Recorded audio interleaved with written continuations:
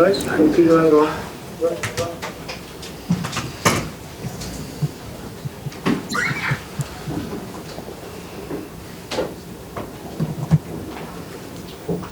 Okay, chaps. Luke, do you want to get us started?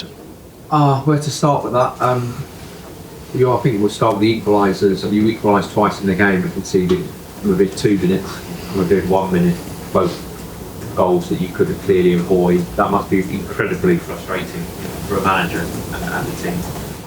Yeah, I think really difficult to give an explanation for that.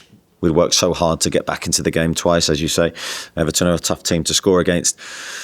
Having to chase the game, expend a lot of energy doing that, and yeah, we hurt ourselves, I think, with some uncharacteristic errors on both goals. I think the second goal in particular probably affects us mentally as well, because I don't think we played particularly well after that. There was a real spell at the beginning of the second half to when we scored, where we were the dominant team and playing well. But yeah, those moments really cost us the game. The defensive record now doesn't read it, does it? I think there's only 2 clean sheets in front of Premier League games, 3 in front of 9 in all competitions. That is really your Achilles heel at the moment.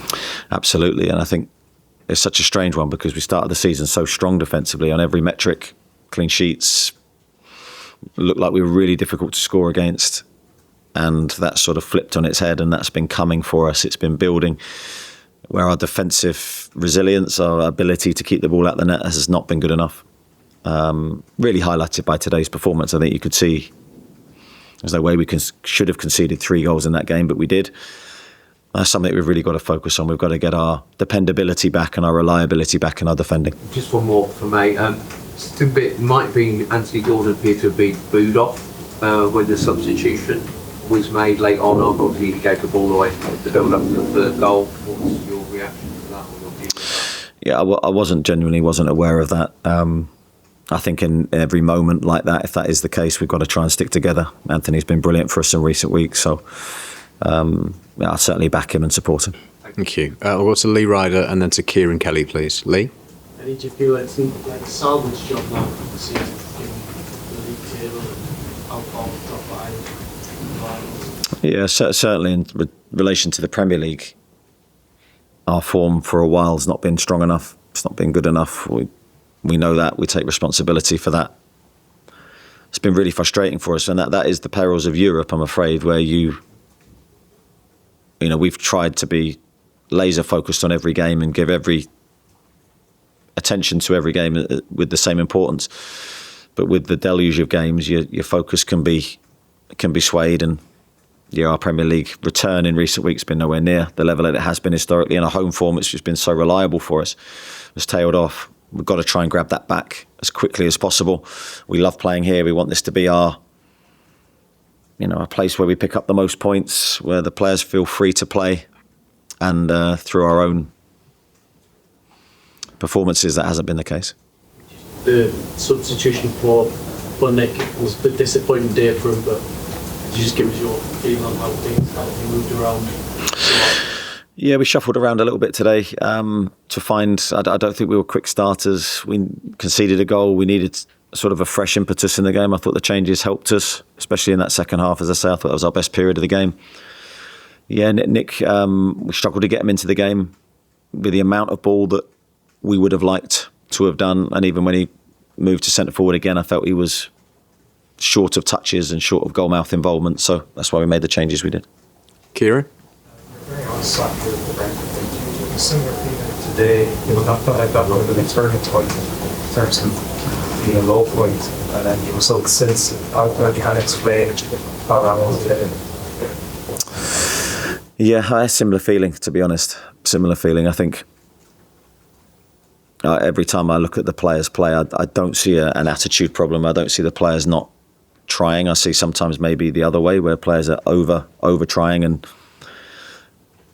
not necessarily a good feeling about the way that we're defending collectively. I felt attacking wise, we could still do loads better today, but we had enough ball around their box. We had enough crossing opportunities and half chances. Sandro's hit his volley at the end. It could have been a very different result again, but we're just making too many individual errors. It's costing us goals at the other end. You can't do that at this level.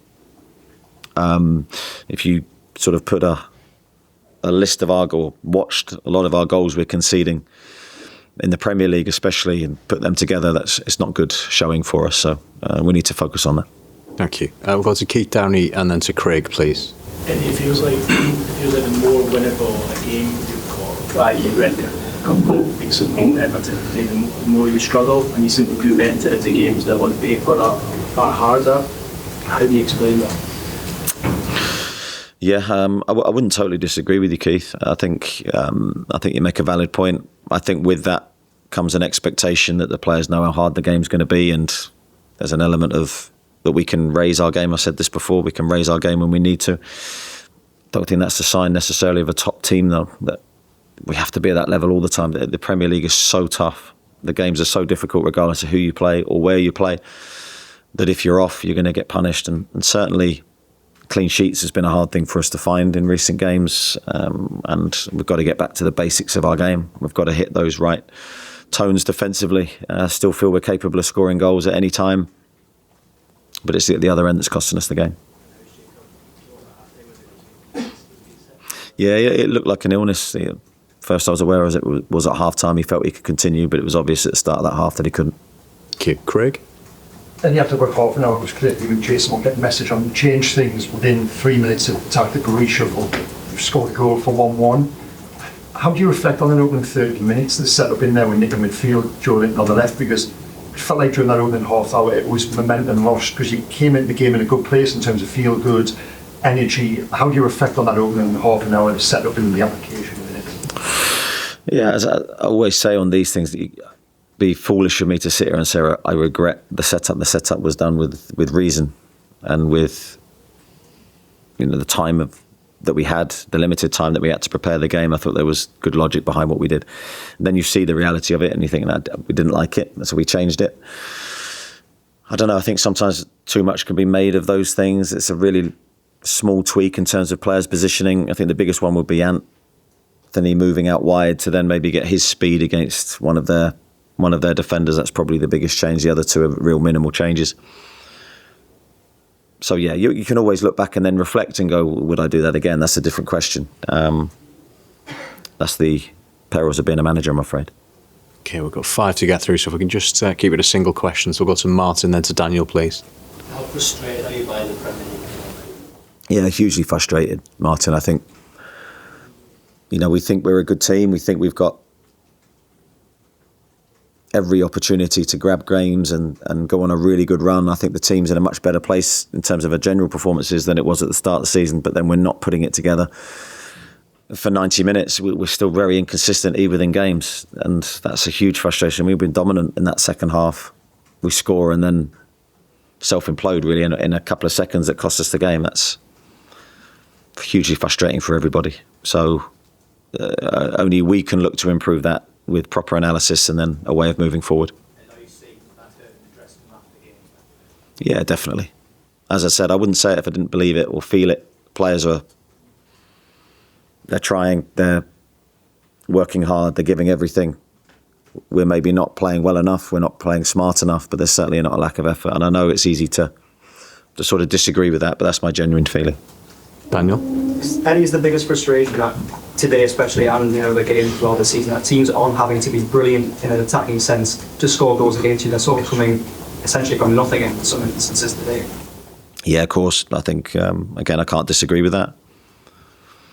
Our defensive performances were really good at the start of the season, as I say, for the first few weeks of the season, probably up until maybe 10 games. We were up there with Arsenal as one of the best defensive teams in the league, and then we've definitely come away from that, and it's something that we've tried to address, but we haven't addressed it obviously well enough, and that's something we're going to have to focus on now. Charlie? Eddie, you've touched on the individual errors. There was another mistake for the opening goal for Liverpool. Is the goalkeeper position starting to become a problem for your team? And when the summer rolls around, is that an area you a little bit prioritised? Yeah, I think it's difficult for me to comment on any one player or any one position. Just collectively, we've got to defend our goal better. That's everyone across the board. That's me taking responsibility for that first, and then of course filtering that down to the players. Cute. Dominic? So 3 losses here, 10 changes part Evo in the Premier League for the first time for yourself. Have you lost that? I think it'd be foolish of me to say anything other than we've got to get our home form back on track. We're well aware of how much we enjoy playing here. Historically, under my management, we've loved it. We've embraced it every time we've come back here after a difficult result. There's a good feeling. This is probably the first time where serious question marks have been asked of our home performances. It's something that can't linger too long. We've got to grab it back. Our supporters are incredible. They give us so much. We've got to start giving them something back. Okay, Chris, to finish, please. Eddie, you described the defensive mistakes as uncharacteristic earlier, but they keep happening. What do you put that down to, the fact that they are so injured? Yeah, I don't know. I mean, there'd be multi-factors behind everything that you see, multi-factors behind why we conceded today after scoring.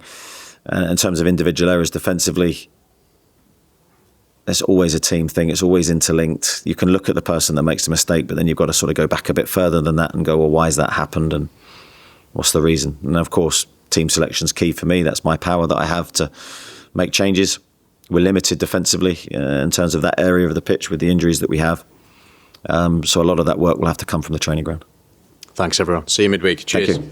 Thanks a lot.